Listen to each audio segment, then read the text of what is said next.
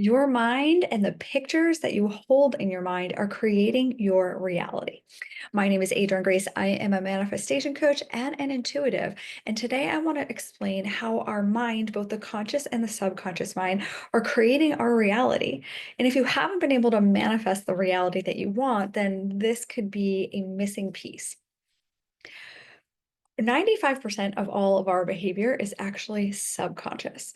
And so it's really important to understand that we have these subconscious programs running in our mind all day long, every day. Now, we have something in our mind called a cybernetic mechanism. And this comes from the book Psycho-Cybernetics by Maxwell Maltz, which I highly recommend if you haven't read it before. But that book states how in our mind we have this cybernetic mechanism. And what is a cybernetic mechanism?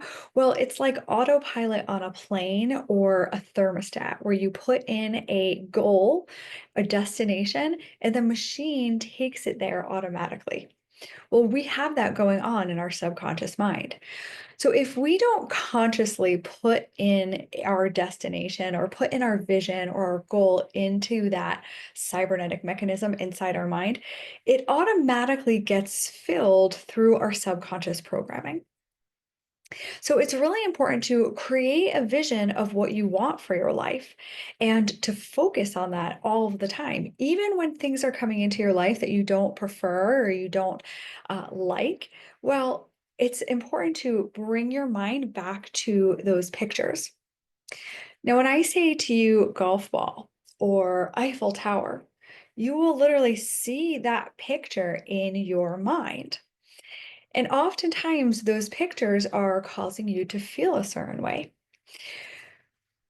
What happens again is that we have these subconscious programs that are running all the time, and they're running pictures of our past and things that we typically don't want to happen unconsciously. You're not even aware that these are going on. And that is making us feel a certain way. And our feelings are what our frequency is. Our feelings are attracting to us more things that are in resonance with those feelings. So if we have a lot of subconscious pictures of disasters or failures or things that happen in our life that we don't like, well, then it's making us feel a certain way. Maybe it's making us feel not good enough. Maybe it's making us feel hopeless. And then we're unintentionally attracting more circumstances and conditions into our lives that are going to keep us feeling that way. So, creating a vision for your life and for what it is that you want needs to get you into a feeling state of feeling excited and inspired and grateful.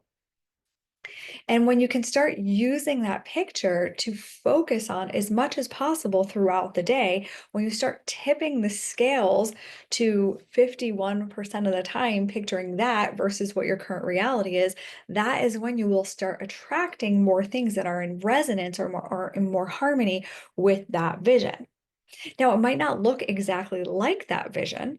The vision is just to trigger a certain feeling state within you, but don't get so attached to the picture because the universe might have something else that's even better and more exciting than you could possibly even comprehend or understand in your mind. And so, but it's going to bring you something of that same frequency. So focus on the frequency and not the form. If you focus too much on the form and want it to look a certain way, you actually block out that manifestation for coming into your life. So just keep that in mind, to be open to different ways that something is going to come in that makes you feel that way. So create a vision for your life and make sure that as you go throughout your day, if things happen that you don't prefer, know that contrast is just part of the process. Life is always going to bring us contrast, and it's actually bringing us contrast so that we can get clearer and clearer on what it is we really want. So instead of being upset or frustrated that things are coming into our lives that we don't want, we want to just ask ourselves, well, what would I prefer instead? By understanding what you don't want, then you can understand what you do want. And so instead of shifting your focus completely onto what it is that you don't want, which is what most of us do when you say things like, I don't want to be late, or I don't want to run out of money, or I don't want to be single anymore. Do you see how your focus is all on the thing that you don't want?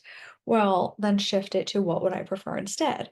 I would prefer an abundance of money always coming to me. I would prefer a loving partner. I would prefer to drive easily and get to my destination on time. So use the contrast in your life just to gain more clarity around what you want and just understand that living in this third dimensional reality here on earth, that contrast is part of this game that we're in. It's going to happen. So make peace with that contrast and know that it's just bringing you this contrast so that you can get clearer and clearer about your desires. Again, when we want to feed this cybernetic mechanism in our brain with what we do, we want a clear picture. So don't just write out what it is that you want, but picture it in vivid detail. What does it look like? What does it feel like? What does your body look like when you look down? What does your surroundings look like?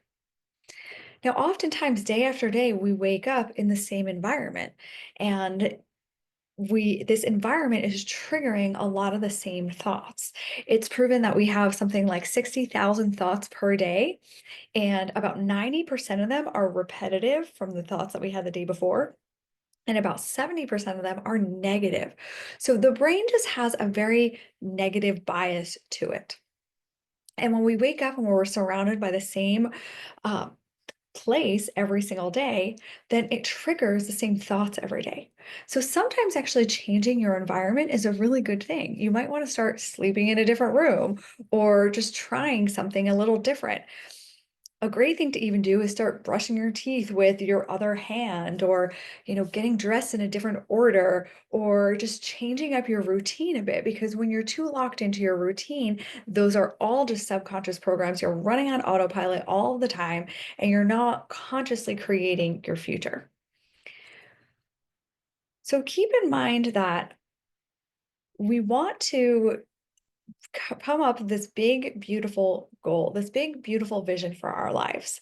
And the bigger it is, the actually easier it is to reach, which I know sounds a little counterintuitive. But oftentimes, when we go to create a vision or write down what it is that we want, we're very limited in our thinking because we're just programmed this way. Most of us here on earth are programmed with very limited thinking. We get passed down the programs from generation to generation. We're taught that you have to go to school and get good grades and get a good job and have security and do these things. And we're not really taught to fulfill our potential. We're not really taught to dream as big as possible. But when we can connect to our heart and our heart's desire by really getting out of the mind and asking yourself, what would I love? That connects us to our heart center. And it's actually easier to achieve the things that are in our heart because those heart's desires are actually meant for you. They were placed there by your soul for you to fulfill in this lifetime. So don't be afraid to dream as big as possible. Also, there's something called the Parkinson's law, which means that the work expands to the time allotted.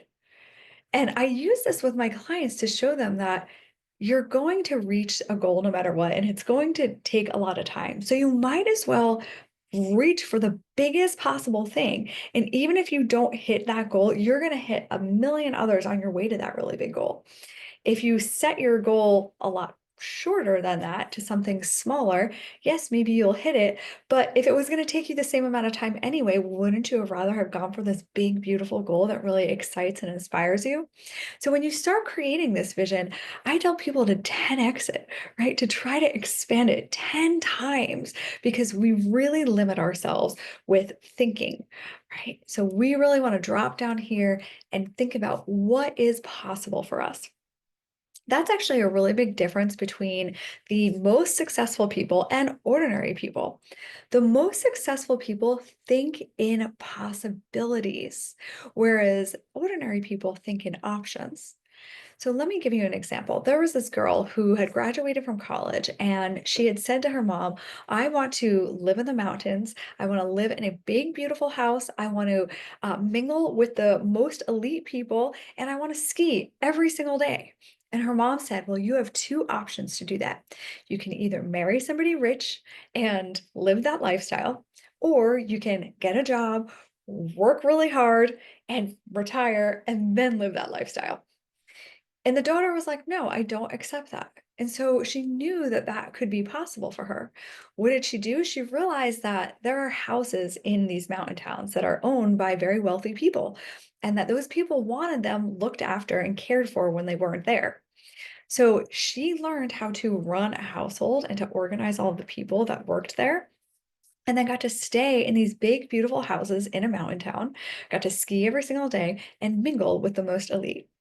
So think about that. Think about how we keep ourselves limited when we think in options, and then we want to stretch our mind, stretch our imagination as big as possible to think in those possibilities. So I hope you enjoyed this video. If you did, please like and comment, and don't forget to subscribe. Thanks for watching.